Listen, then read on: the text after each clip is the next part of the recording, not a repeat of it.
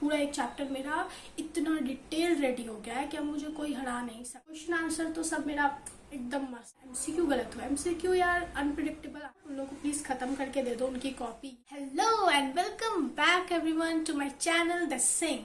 तो आज का ये वीडियो कोई नॉर्मल डेली रूटीन वीडियो नहीं है, स्टडी व्लॉग का वीडियो नहीं है। आज का ये वीडियो है उन लोगों के लिए जिनको इस साल 10th का एग्जाम देना है बोर्ड्स का। पिछले साल मेरा भी बोर्ड्स का एग्जाम था and I am in 11th grade now. I thought कि क्यों ना मैं एक ऐसा वीडियो बनाना शुरू करूं, क्योंकि फिलहाल अभी एग्जाम्स आने वाले हैं तो मुझे सब कुछ शेयर करना चाहिए। Why not, because I scored 90 अब तो मुझे लोगों से बताना चाहिए, तो मुझे आप लोगों से शेयर करना चाहिए कि what I did and what I went through in this whole process, और कैसे आया इतना मुझे, एंड मैं क्या क्या की, क्या फॉलो की, एंड मुझे क्या रियलाइज हुआ, ये सब कुछ मैं आप लोग से शेयर करना चाहती हूँ। तो इस वीडियो को शुरू करने से पहले सबसे पहले तो यार लाइक कर दो अपने दोस्त समझ के, एंड देन चैनल को सब्सक्राइब भी कर दो। तो मैं सब कुछ बहुत अच्छे से बताऊंगी, मैं ऐसे कंफर्टेबली बैठ जाती हूँ। सबसे पहला चीज मैं शुरू करूंगी प्रिपरेशन से। मैं 1 मंथ पहले सीरियस होकर पढ़ाई करना बोर्ड्स के लिए शुरू की थी।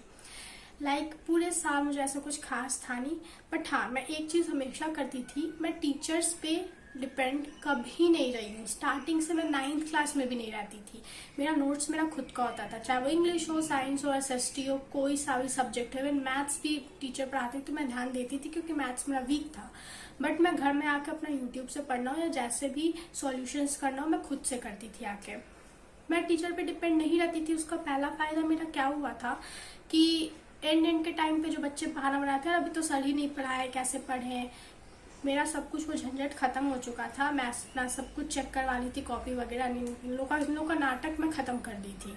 मैं अपना घर में एब्सेंट भी करती थी, अपना खुद से पढ़ती थी। ये चीज मेरा बहुत अच्छा था। तो मैं चाहूंगी कि अभी का टाइम जो है आप लोग का प्री बोर्ड शुरू होगा यार, जो है ना उन लोग को प्लीज खत्म करके दे दो उनकी कॉपी। ये वो इन लोग के भरोसे मत बैठो। 1000 चैनल्स हैं, इतने सारे रिसोर्सेज हैं, फोन है भाई तुम लोग के पास, क्यों बैठे हो किसी के भरोसे? खुद से करो सब, उन लोग को दो चेक करने के लिए।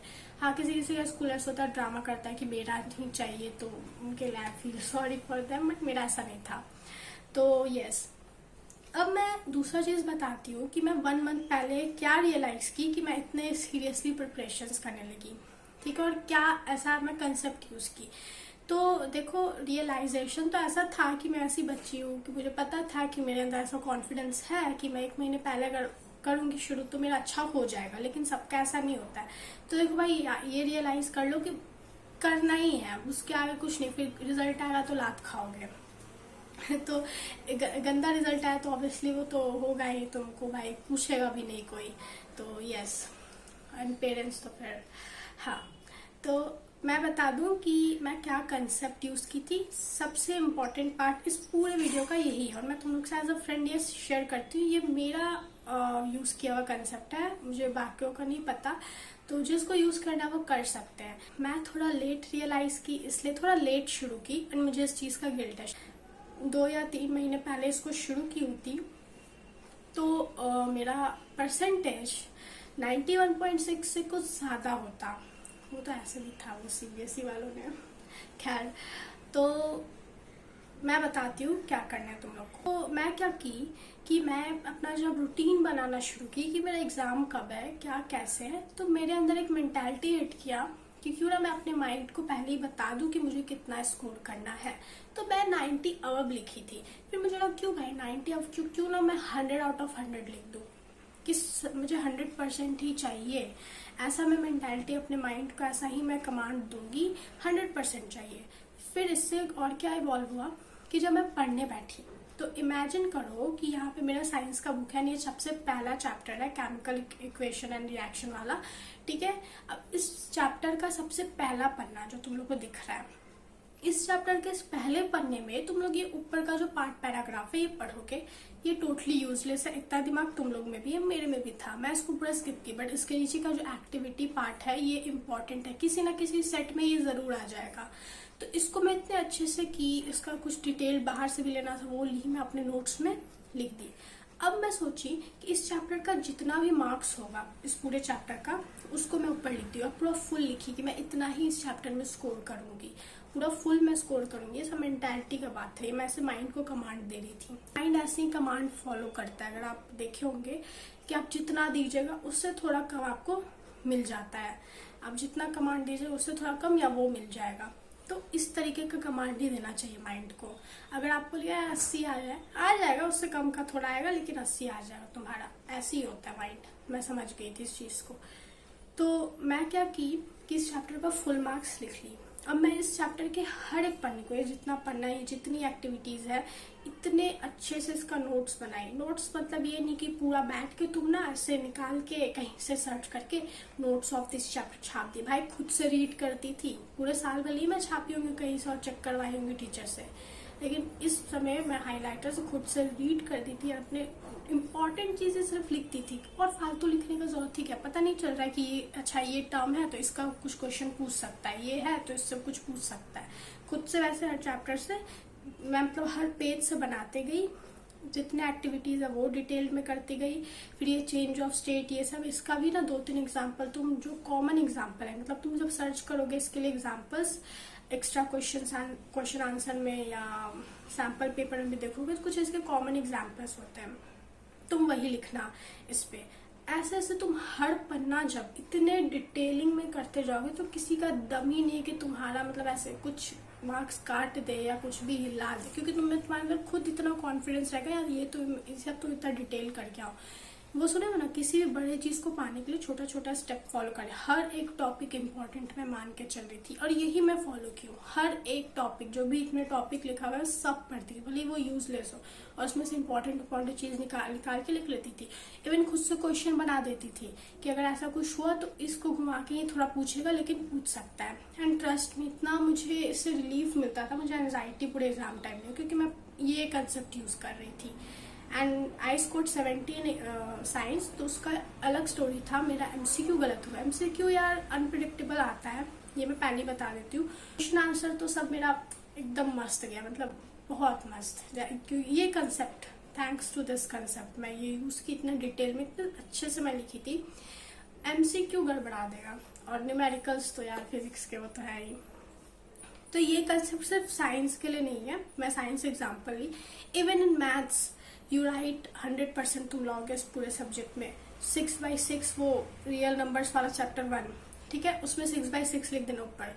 एक एक टॉपिक उसका एक एक क्वेश्चन करना इतना अच्छे से कि 6/6 तुम्हारा उस चैप्टर में उठ जाए। हर चैप्टर को ऐसे ही मान के चलना, ऐसी डिटेलिंग में जब तुम क्वेश्चन सॉल्व करोगे, बनाओगे, तो तुम बहुत अच्छा स्कोर करोगे। मैं लिख के दे रही हूँ, तुमको एंजाइटी नहीं होगा, तुम्हारे अंदर कॉन्फिडेंस रहेगा कि मैं बहुत अच्छे से पढ़ के आया हूँ। ये सबसे बेस्ट चीज होगा। और ये जो 2 महीना है इसमें ये चीज स्टार्ट कर दो। मैं 1 महीना में कि तुम लोग प्लीज 2 महीने पहले से स्टार्ट कर दो, बहुत अच्छा रहेगा। एंड भाई बात रिविजन की, कितना डिटेल लिखनी है, अभी हम नोट्स बना रहे, पढ़ेंगे कब यार? लिखते लिखते करते करते वो तुम पढ़ ही रहे हो, जब तुम वो कर रहे होगे ना, उससे तुमको और याद होता जाएगा, उस पर टाइम मिलेगा तुमको पढ़ने का।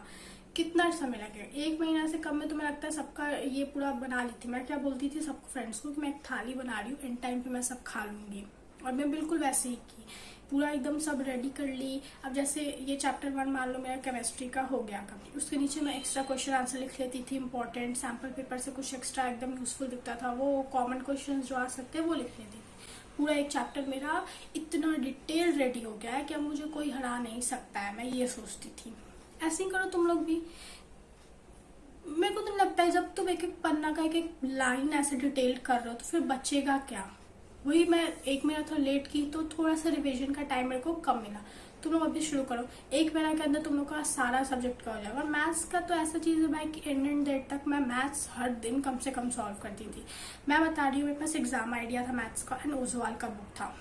मैं पूरा बुक, उसका सैम्पल पेपर, मेरा यहाँ पे ऐसे क्वेश्चन रटा गया था। मुझे नहीं पता कि यहाँ पर वीक स्टूडेंट थे भाई मैथ्स के, मेरा क्वेश्चन रटा गया था। एंड ट्रस्ट मी, जो शॉर्ट क्वेश्चन आता है, वेरी शॉर्ट, और फिर लॉन्ग मैथ्स में भी जो आता है, इतना अच्छा गया है ना मेरा, इतना अच्छा। उसी कारण मैं 60+ स्कोर भी कर पाई, वरना मेरा मैथ्स में 40 to 50 के बीच में हमेशा रहता था।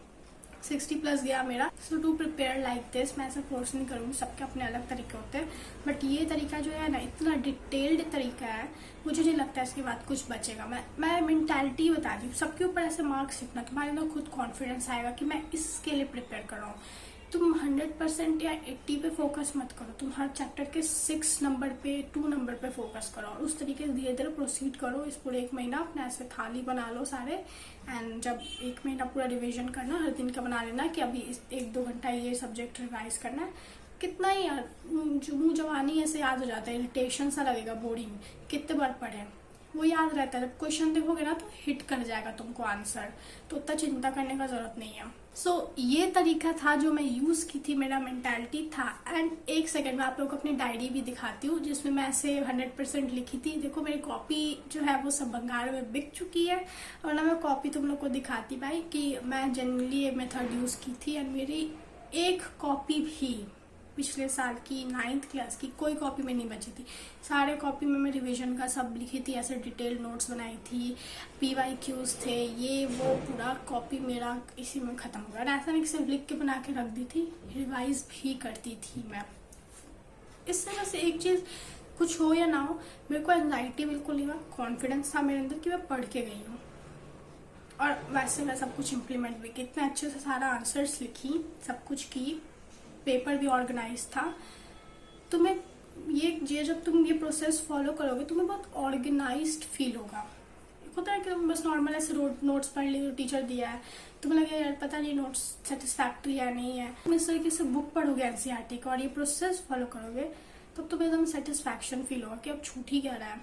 एंड बेफालतू का हर सब्जेक्ट का बुक मत खरीदना दोस्तों प्लीज, क्योंकि कुछ काम आता नहीं है। जो वीक सब्जेक्ट्स हैं, जैसे मेरे पास सिर्फ साइंस और मैथ्स का था, एंड ट्रस्ट मी साइंस का भी जो बुक था वो मुझे इतना हेल्प नहीं किया, वो भी एग्जाम आइडिया का था शायद, साइंस का मुझे याद नहीं आ रहा है, वो मुझे कुछ ज़्यादा हेल्प नहीं किया। NCERT से ही मैं की जो कि हाँ, मैथ्स का मुझे सच में बहुत हेल्प किया क्योंकि थे उसमें क्वेश्चंस। मैं इसके बारे में, मैथ्स के बारे में बताऊंगी मैं।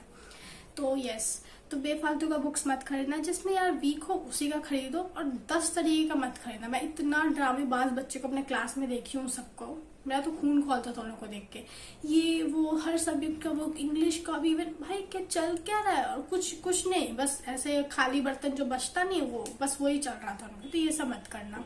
तो आई होप आप लोग को ये वीडियो पसंद आई हो, एंड मैं भी बहुत कुछ ऐसे लाने वाली हूँ, मैं सब कुछ शेयर करूंगी, क्या कैसे पूरा डिटेल में हर टॉपिक पे मैं बात करूंगी। क्वेश्चन पेपर तक तुम लोग सबको दिखाऊंगी, बोर्ड्स का देख लेना, सारे हर सब्जेक्ट का रखी हूँ, ठीक है।